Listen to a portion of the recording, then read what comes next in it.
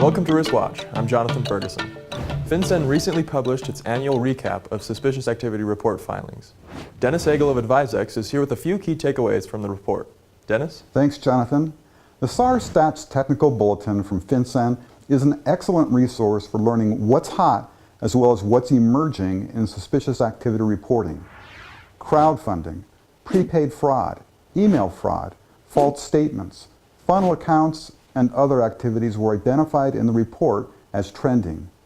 2016 saw more than 950,000 SARs filed by financial institutions, and a year-by-year look at these submissions shows that these numbers are trending up.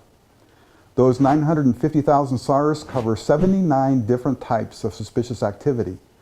The two most reported types were multiple transactions below the CTR threshold and suspicion concerning the source of funds, which combined to account for 20% of the suspicious activity reported.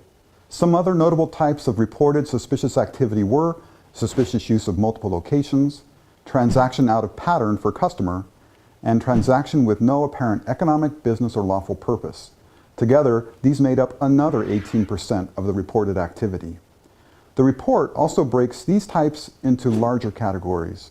For depository institutions, the three categories with the highest number of reported activity, besides other, were money laundering, fraud, and structuring.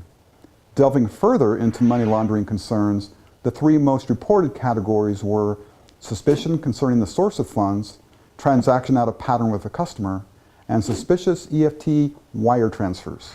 Geographically speaking, the top three states where SARs are filed are California, New York, and Ohio. These three states combine to account for more than 30% of all SARs filed in 2016.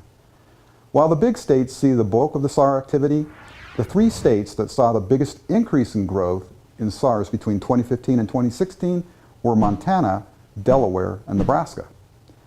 National banks file the most SARs by far. The report shows that banks whose primary regulator is the OCC file more than 2/3 of all SARs. One final statistic worth noting is the number of SAR filings by product type. The three products that saw the most SARs were debit cards, credit cards, and prepaid access cards, which make up nearly half of all the SARs by product type. If you're involved in your financial institution's BSA program, spending some time reviewing FinCEN's SAR stats can be one of the most informative ways you can help keep your program current and effective. Thanks, Dennis. To learn more about FinCEN's SAR report or to contact Dennis, please visit riskinbox.com/resources. I'm Jonathan Ferguson for Riskwatch. Thanks for watching.